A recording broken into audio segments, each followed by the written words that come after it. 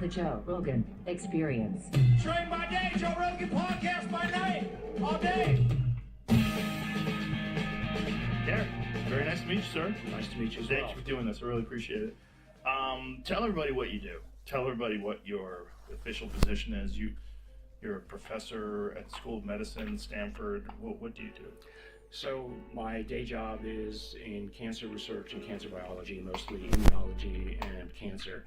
Much of what my laboratory does is not so much the biology of cancer, but developing instruments that create the data that allow us to analyze the complexities of how the immune system interfaces with tumors.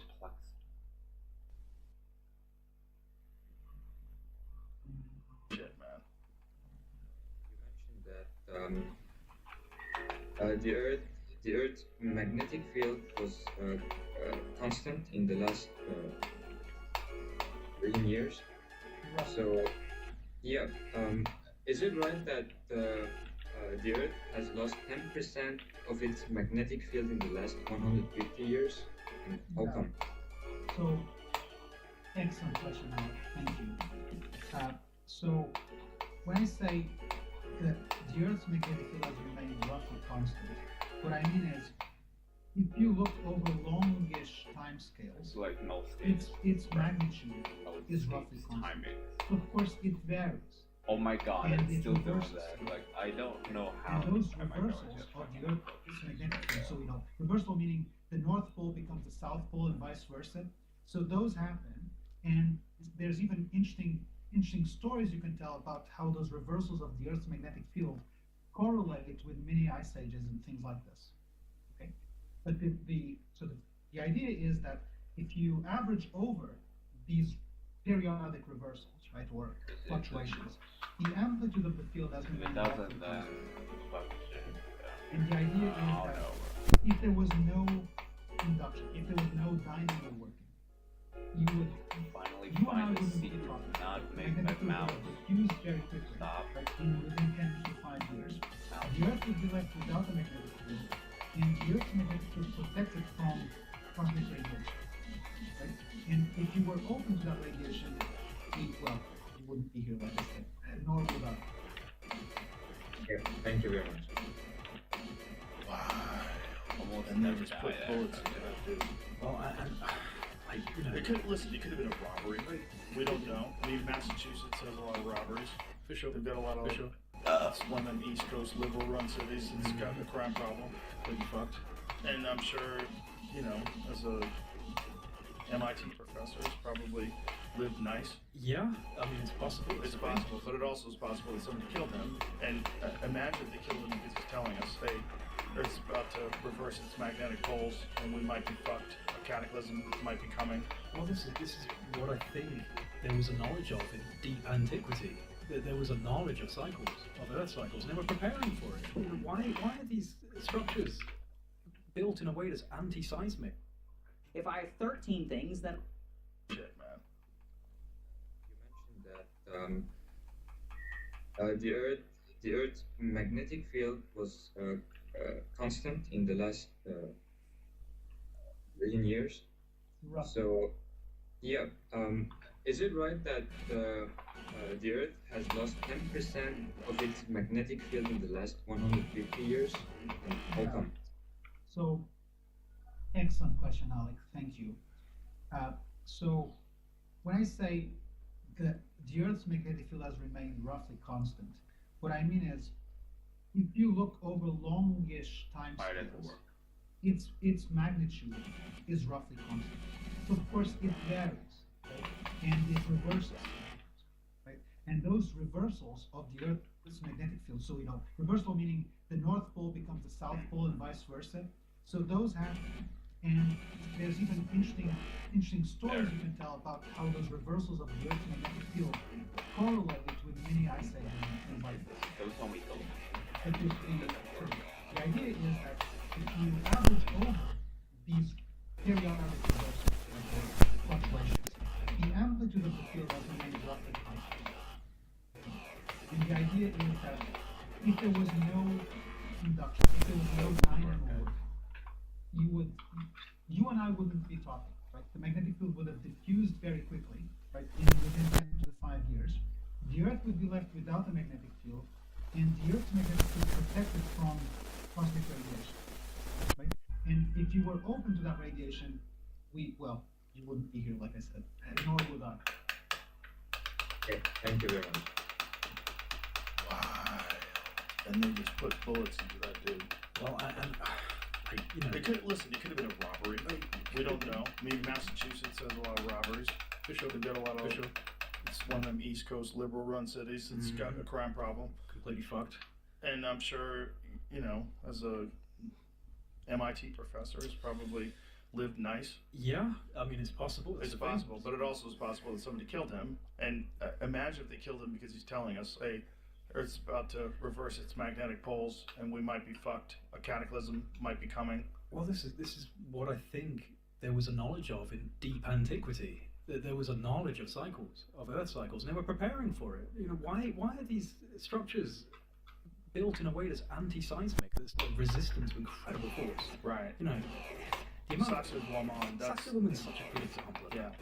It's really an incredible example. I mean, the level of ingenuity, and also the fact that they're finding that these walls go way deeper, right? Because it's not just the excavation where they're going deep down and finding new blocks of stone, but just the walls. There's key excavations going on around the walls. They can keep going now. So it's like this place was buried, maybe a lot of earth pushed up and submerged into the ground. Clearly, this place experienced some form of global upheaval.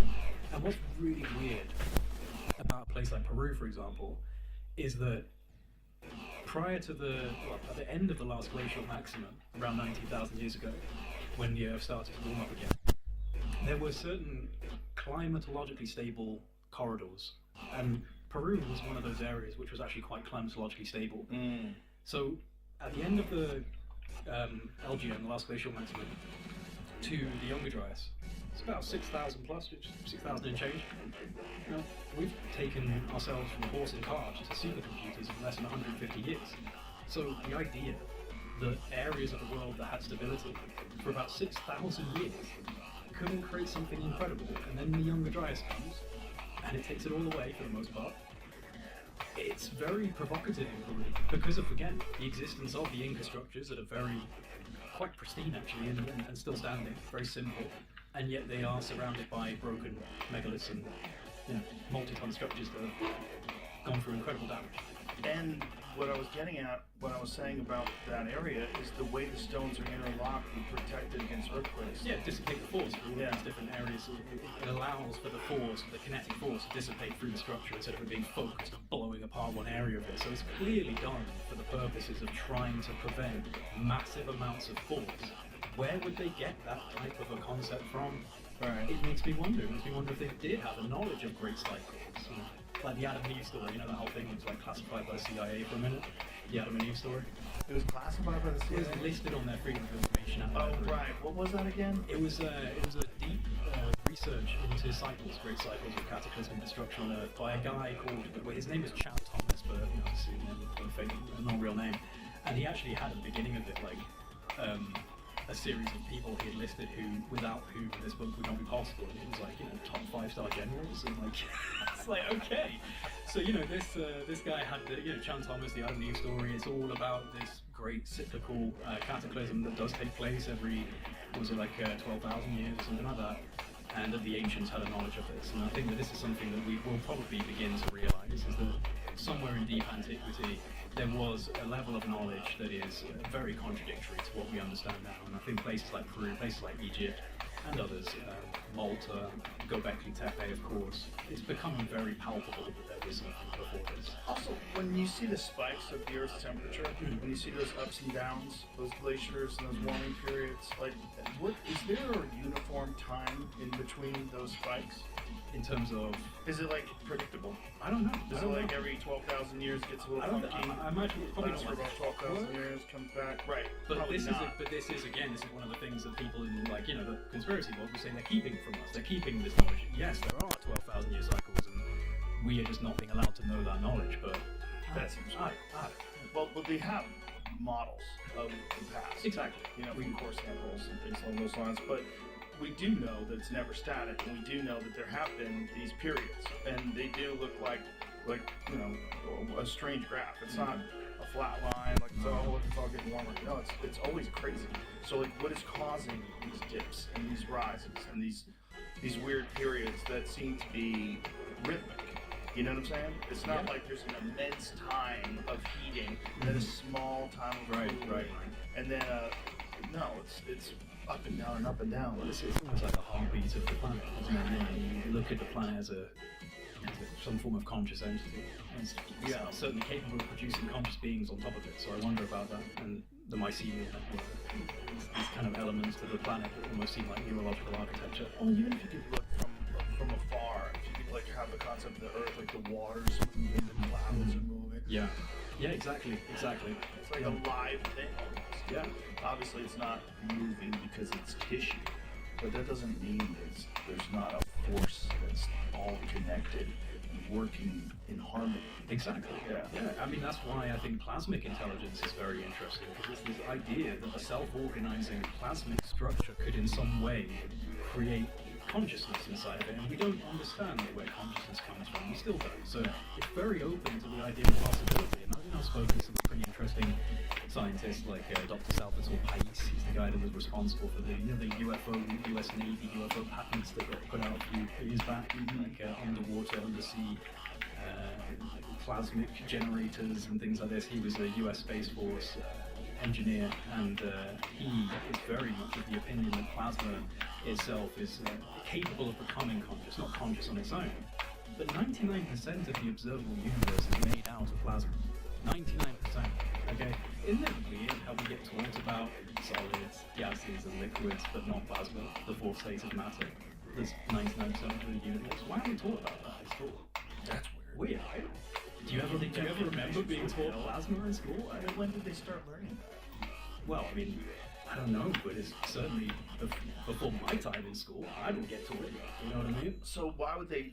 Are you saying that they perhaps are hiding this? I think that there's things within plasma physics that are so novel and exotic, like these self-organizing EVOs, exotic vacuum objects, and the science that they're studying. Have you ever heard of the Sapphire Project? No. It's kind of gone quiet now. Hal Puthoff got involved with it for a minute, where they're claiming to bottle the stars and creating these plasmic, self-organizing plasmas inside these chambers that they were claiming could transform metals from one metal into gold, or like transmutation of elements and complete revolution of propulsion and energy. Then it just fizzles out. I was wondering about that. There is some outlets.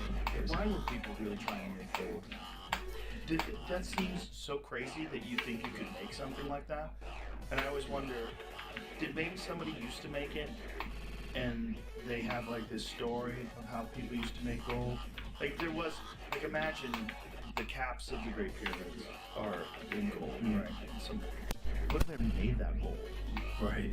Like, what if they had gotten to, it's not impossible to assume, like if the Earth creates gold, it's not impossible to think that we could take the elements of the Earth and create gold as well. There's got to be a way. Got to be a way to do it. Is there a way to create gold currently? Let's put that into our sponsor. How do you make gold? Well, let me show you what happened. The alchemy history of gold automatically brought up ancient Egypt and metallurgy. Learning 4 classical elements. Whoa. There is some sort Earth, air, fire, and water, and you make gold. of spread to Greco-Roman texts in the Islamic world in the 8th century, where they made experimental methods. So I mean, gold plating is maybe what they're getting at. I don't know if that's... Unless they were trying to create gold. A lot of alchemy is also kind of personal alchemy of the soul, and so it's not always necessarily meant as a physical thing, turning base metals into gold. It's more about turning you, base human, into a golden person. Like a lot of the times in alchemy, it's more about the personal development of your spirit and your soul. Maybe, mixed but together with this is, science. they're clearly talking about metallurgy. Oh yeah, I mean like right here. So, but I mean, if gold was a valuable, if it was a valuable part of technology, which it is, and it had conducting aspects to it, it's very conducive, or it's good at conducting. Yeah. And you can make it. Modern methods, particle accelerators like CERN's Large Hadron Collider achieve this by slamming lead nuclei together in near-miss collisions, generating intense electromagnetic fields that eject 3 protons from the lead, 82 protons to form gold, 79 protons. Wow. The ALICE experiment detected up to 89,000 gold nuclei per second during lead runs, totaling, or lead runs, I'm not sure which. Totaling 29 picograms over years, trillions of times less than needed for visible amounts. Whoa, that's crazy. Trillions of times It's not less easy, than needed dude. for It's visual not easy, dude. amounts. Early 1980, Glenn Seaberg transmuted bismuth into gold isotope using carbon and neon beams at Lawrence Berkeley Lab. Pyramids for lightning strikes create gold with iron ore streams, and next thing you know, you get gold. That's why it's called gold. I mean, who knows? Who knows what they figured out? But we should be able to ask these questions. And not be Well, it's certainly fascinating. It's certainly fascinating that people have been obsessed with the possibility of making gold. Obviously, it's because gold is rare and very valuable, but here's the question. Why is gold very valuable? You can't make a weapon out of it. Like, how did it rise to prominence? Isn't there like some like translations that are from like the old Sumerian Babylonian text where it's kind of like we were made to mine gold? But that's all Zechariah It's like Sitchin Zechariah stuff. Sitchin, right? Yeah, Like, Zechariah Sitchin, though, is very controversial. I'm Very. too stupid to know who's right, but I do know that when I talk about Zechariah, I always talk about the website sitchiniswrong.com. So there's a website where it seems like he was the only one that was buying into that. And, when I talk to Wes Huff, he doesn't even think that Zechariah Sitchin could actually read Sumerian. just fucking guessing. Well, he might be a little, I don't want to disparage the great man because he's not with us anymore. But he might not have been totally honest, or he might have been convinced. Some people just become true believers. Yeah, no, for sure. What he's saying essentially is that he tried to learn Sumerian. Wes knows many different ancient languages, but he's a brilliant, brilliant guy. He's like, I couldn't figure it out. I couldn't figure it out. I couldn't do it. Now, obviously, there have been translations of Sumerian. There are people that can do it. It's incredibly difficult. And it's also apparently not related to any other languages. And it's so ancient, it's weird. And then the cuneiform and all that stuff. It's like, good luck. Right. Good luck figuring out what they were saying. I know, I always wonder. Actually, can it come to those positions on it? It is incredibly complex, Yeah. and the only people that really know are the people that are that deep into it that they can read it as well. And they don't seem to agree with it. But at the end of the day, like whatever was going on over in that part of the world, they had a lot of discussions of things that came from the sky. Yeah. They had a detailed map of the solar system, which is very weird. A 5,000 plus year old detailed map of the solar system with all the planets, Jupiter, Mars, Earth. It's like, what's that? Yeah. What's that? How are you achieving this? What are these giant people with monkeys on their laps? And what's, like, what's Gilgamesh holding a lion like it's a little cat. Yeah. And loads of statues. And Why it's do all these dudes have wings? very, very typically dismissed as kind of like, it was just, an intellectual giant or giant of power, regality. And it's like, okay, but there's a lot of them. There's a lot of references all across the world to these giants. So, I find that very interesting. And, like This is the watchers that reality have of been- fossils. yeah. This is the reality of Yeah. fossils. There is a tiny, tiny amount of all the things that die that leave a fossil. Right. Most things don't leave a fossil when they die. They get absorbed by the earth, eaten by scavengers. Bacteria, you rot away, the sun bleaches your bones, and it's over. Within a few hundred years, there's nothing left. Occasionally, you get lucky, and someone or a dinosaur falls into a bog, and you get evidence. But if you don't get that evidence, it doesn't mean it didn't exist. And Exactly. the giant one is a weird one. It is a weird one. It's a weird one. Because there's so many depictions in ancient literature of giants, of giant beings. And you gotta wonder, okay, are we talking about like men from Iceland? Right. Are we talking about giants that are just enormous human beings? Like those Big chads. with those dudes that do those strong man competitions. yeah. They all like the mountain. Yeah, man. Those guys all live in Iceland. They're all Right. from Iceland. Right. What the fuck is that about? Exactly. Well- yeah, what is that about? Vikings. Right. They were the Vikings, and that's what's left. But is it that? Are we talking about that? Or are we talking about another race of human that's even larger? And if they found it, do they tell us? Like, they tell us about serpents, they tell us about Denisovans, similar to us, they tell us about Homo juliens, similar to us, just a little bit bigger. They've got a fucking 4-foot skull. Do they tell us? There's like snippets, isn't there, from the black and white days, 1920s, where the Smithsonian kind of covered things up, and like this is very much. They said they had giant bones, like burned bones from a giant human. Yeah, there seems to be. And there's all these Native American stories about giant red-headed humans. and you know, in the burial mounds. Yeah. Supposedly. But here's the thing: is like this is the real question. Would if archaeologists stumbled upon a 4-foot head and they were under the guidance of the university, would they shut it down? That's such a good Would question. they release it? I am fascinated by the fact that I have to ask that question. Yeah. I would assume that archaeologists found, right? Of course they would release it. Yeah. We have found evidence of a giant. Like a giant human being, and this might be the first one we find. It might have been a whole race of them that existed 20,000 years ago. Yeah, will they tell us? I don't know, Joe. That's what's weird. Is we don't know if they would tell I don't know us. if they would tell us. They might not. The government might step in and say you are not allowed. Well, that's the thing, is it might supersede just academic circles and archaeology. It might get a lot more serious. Why? The implications of our ancient history and, you know, what exactly was taking place. I'm fascinated by some areas that seem to have a level of kind of like theologic reference to them. So, you know the Book of Enoch and the Watchers, and they descended down on Mount Hermon in Baalbek, right? So that's Baalbek, which is Baalbek, the lord of the Bekaa Valley, and Baal, the storm god, like the one that everyone, you know, talks about the sacrifices to Baal. It's also the place that has these insane trillion stones. I was just about to mention. Yeah, that's it. The trillions. The trillion stones. 800 to 1,000 tons. 800 to 1,000 tons a piece. And not even laying on the ground. No, they've been lifted up. They've been lifted up quite significantly, and this is the thing, man. It's like, you know, somewhere like this, and you've got this weird story about this is basically 30 miles away from there is Mount Hermon, where the Watchers apparently came down from the sky, and then you've got these impossible blocks in this, and the quarry there as well. The quarry there, you have like the stone of the pregnant woman, which is like 1,250 tons.